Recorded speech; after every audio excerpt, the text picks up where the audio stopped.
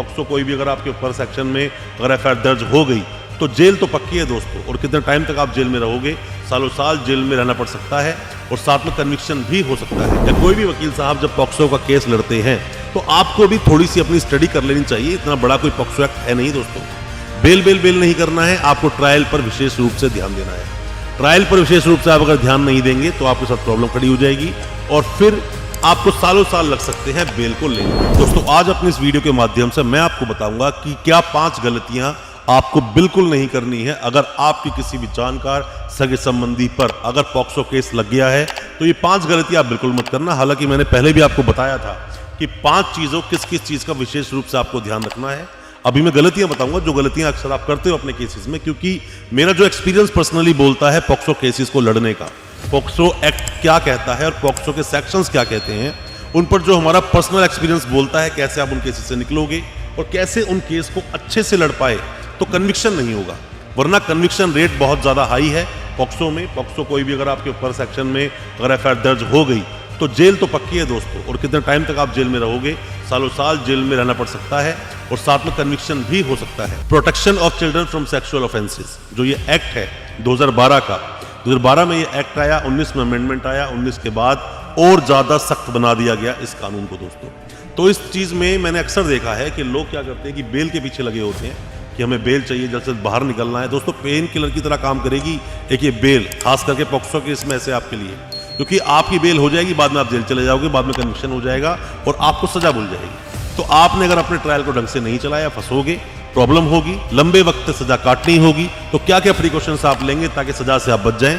ज्यादा कुछ जानने के लिए पॉक्सो केस के बारे में क्या आपको प्रिकॉशंस लेनी है, सावधानियां रखनी है, ज्यादा कुछ जानने के लिए दोस्तों बने रहिए। नमस्कार दोस्तों, फिर एक बार स्वागत करता हूं आप सभी का अपने इस YouTube चैनल पर। इसका नाम है फाइट फॉर ट्रू। मेरा नाम है वीरेंद्र।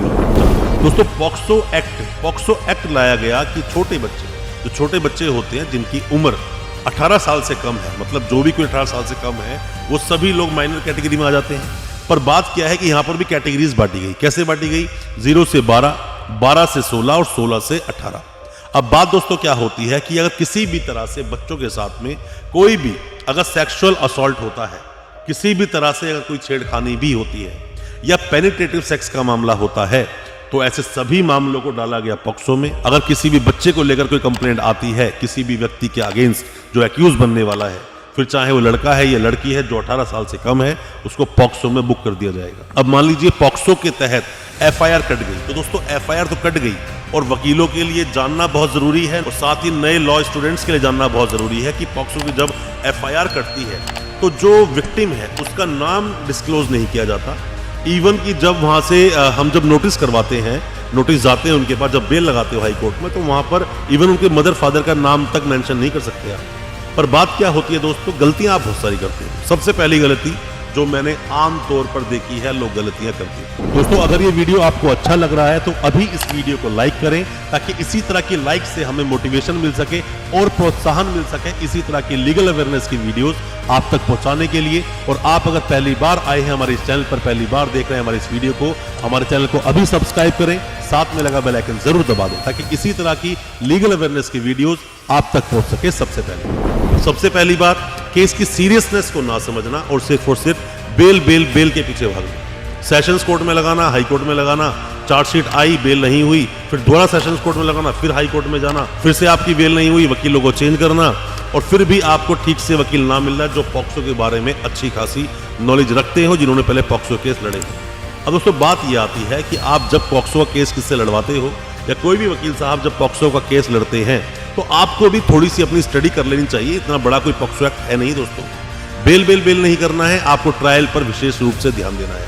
ट्रायल पर विशेष रूप से आप अगर ध्यान नहीं देंगे तो आपके साथ प्रॉब्लम खड़ी हो जाएगी और फिर आपको सालों साल लग सकते हैं बेल को लेंगे। दूसरी बात दोस्तों कि इसमें होता क्या है कि आपको, क्योंकि प्रिजम्पशन क्या बोलता है 29 का, आप गिल्टी हो, यही बोलता है पॉक्सो एक्ट कि कोई भी जो एक्यूज आया है वहां पर वो उसे गिल्टी माना जाएगा। और अपने देश का कानून ऐसा नहीं बोलता। देश का कानून हमारा ये बोलता है किसी पर भी केस अगर हुआ है तो उसे गिल्टी मत मानो, उस वक्त गिल्टी मत, निर्दोष मानो। जब भी कभी ट्रायल चलाया जाएगा, अपराध सिद्ध हो गया तो वो गिल्टी माना जाएगा, मतलब दोषी माना जाएगा। पर पॉक्सो में ऐसा नहीं होता। पॉक्सो की प्रिजम्पशन थोड़ा अलग बोलती है। और अब यहां गलती आप क्या कर देते हो कि अपने फेवर में जो आपको एविडेंसेस लगाने हैं वो एविडेंसेस आप लगाते ही नहीं हो। और एविडेंसेस ना लगाने की वजह से बाद में कन्विक्शन होता है, क्योंकि आप जब क्रॉस होता है तो उसमें सही से तोड़ नहीं पाते हो विक्टिम को, या फिर जो भी कोई सपोर्टिंग जो भी कोई एविडेंसेस थे आपके अगेंस्ट वहां पर आप ध्यान ही नहीं देते हो। चलो ये बात भी हो दूसरा पॉइंट। तीसरे पॉइंट, एक बहुत बड़ी जो गलती आप करते हो, जब आपने एफआईआर को पढ़ी तो एफआईआर में बहुत सारी कमियां हो सकती हैं, गलतियां हो सकती हैं, आप उस पर उसी वक्त कोई भी ऑब्जेक्शन या फिर देखा जाए तो कॉन्ट्रडिक्शन क्रिएट करते नहीं हो, या फिर आप ये मान लीजिए कि क्वेश्चन के लिए ऐसा कहाँ लिखा है कि क्वेश्चन नहीं हो सकती, ऐसा कभी नहीं होता। अगर हो सके उसके अंदर अगर ऐसे कुछ पॉइंट्स हैं जिसके आधार पर आप क्वेश्चन करा सकते हो। मान लीजिए जिस वक्त की घटना दी गई, मान लो दिल्ली में कोई अपराध हुआ, उस वक्त दिल्ली में आप थे ही नहीं उस महीने में, ये भी पॉइंट हो सकता है। या जिस बच्चे ने कंप्लेंट दी वो बच्चा कंप्लेंट देने गया ही नहीं, उसके फादर गए हैं, और जो बोलना चाहता था वो बच्चा वो बोलना कुछ और, फादर ने कुछ और लिखवा दिया, वहां भी एक ऑप्शन उठा सकते हो। बहुत सारे पॉइंट्स बनते हैं जब एफआईआर पढ़ी जाती है दोस्तों, तो बहुत सारे पॉइंट्स आते हैं जिनके ऊपर आप ऑब्जेक्शन कर सकते हो, कॉन्ट्रडिक्शंस क्रिएट होते हैं और वहां पर जाकर आप उसको चैलेंज कर सकते हो। उससे अगली गलती आप क्या करते हो कि आप उसके अंदर जब चार्जेस फ्रेम होते हैं तो चार्जेस सिर्फ और सिर्फ कंसील करा लेते हो, उस पर बहस नहीं करते हैं बहुत सारे वकील साहब, या फिर आप भी नहीं बोलते बहस करने के लिए, क्योंकि आप लगे होते हो बेल के लिए। आप सोचते हो बहस होगी, 1-2 डेट और लग जाएंगी तो समस्या हो जाएगी, अंदर व्यक्ति हमारा 1-2 महीना और रह जाएगा। पर आप ये नहीं जानते कि अगर चार्जेस सीधे कंसील हो गए, आपके पास कुछ बोलने के लिए है ही नहीं, तो बाद में कन्विक्शन हो जाएगा, सजा मिल जाएगी 20 साल की। अगर आपके इस केस में अगर सेक्शन 6 लगा है तो कम से कम 20 साल की सजा वहां पर मिल जाएगी। आप इसका ध्यान बिल्कुल देते नहीं। और भी जो गलती होती है कि जब भी कोई व्यक्ति, और प्रिकॉशन जो लेनी आपको चाहिए, जब भी कोई व्यक्ति, कोई भी एक्यूज जिस पर पॉक्सो केस लगा, वो जब जेल जाता है, वो कोई व्यक्ति तो जेल जाता है, बेल होती है, वापस आता है, तो आने के बाद वो अपने केस पर ध्यान नहीं देता, वो बस पर डेट वाइज वकील साहब को कर लेता है, जाता है आता है, बस केस को चलने देता है, केस पर ध्यान देता नहीं है, जो कि बहुत ज्यादा आपके लिए प्रॉब्लम क्रिएट कर सकता है। और आपका केस अगर अच्छे से नहीं चला, जैसे मैंने आपको बताया, प्रिजम्पशन है, प्रिजम्पशन ऑफ गिल्टी, आपको गिल्टी माना जाएगा, आपको अपने एविडेंसेस खुद जुटाने होंगे, क्योंकि ऐसे में एविडेंस आपको देने हैं, ना कि एविडेंस देने स्टेट को। यहाँ पर आप प्रूव करोगे कि आपने वो अपराध नहीं किया। आप जेल से अगर बाहर आए हो तो अपने केस पर अच्छे से ध्यान दें, और ध्यान देने के बाद आपको कोशिश करनी चाहिए और भी कैसे आप इस केस से निकल पाएंगे।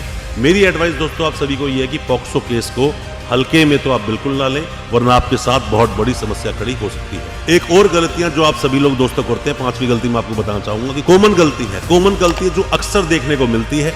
अंदर जब कोई व्यक्ति जाता है, कोई भी अरेस्ट है, वो जेल में गया, तो अंदर जो लोग बैठे हैं वो अधूरा ज्ञान देते हैं आपको, अधूरा ज्ञान देते हैं। उस अधूरे ज्ञान से आप अपने वकील साहब से बहस करते हो, जबकि उसके फैक्ट्स को समझने की कोशिश नहीं करते। या फिर जो जजमेंट्स आते हैं, जजमेंट्स बिल्कुल एक्यूरेट आपके केस से रिलेट नहीं करते हैं, बट आप उसी जजमेंट को पकड़कर बैठ जाते हैं कि इसी जजमेंट के आधार पर मैं अपनी एफआईआर क्वेश्चन करा लूंगा, या मैं कन्विक्शन फ्री हो जाऊंगा, या फिर मैं केस को जीत जाऊंगा, या फिर मैं बेल ले लूंगा। दोस्तों ऐसा नहीं होता। सभी केस के फैक्ट्स अलग अलग होते हैं। अगर आपका फैक्ट बहुत हद तक मिलता है किसी भी एक ऐसी जजमेंट से, किसी भी एक ऐसे ऑर्डर से, जजमेंट जो आया सुप्रीम कोर्ट या कोई भी गाइडलाइंस आई हैं जो फॉलो करनी चाहिए थी, अगर मिलता है तो उसका बेनिफिट जरूर लें, बट अधूरे ज्ञान से अपने केस को ना तो लड़े और ना अधूरे ज्ञान से अपने केस को लड़वाएं, वरना तो जेल में आपको सालों साल बीत सकते हैं और जल्दी से बेल होगी नहीं। मेरा मानना है कि जो मैं आपको बातें समझा रहा हूँ वो आप तक पहुंची होंगी, आपको समझ आई होगी।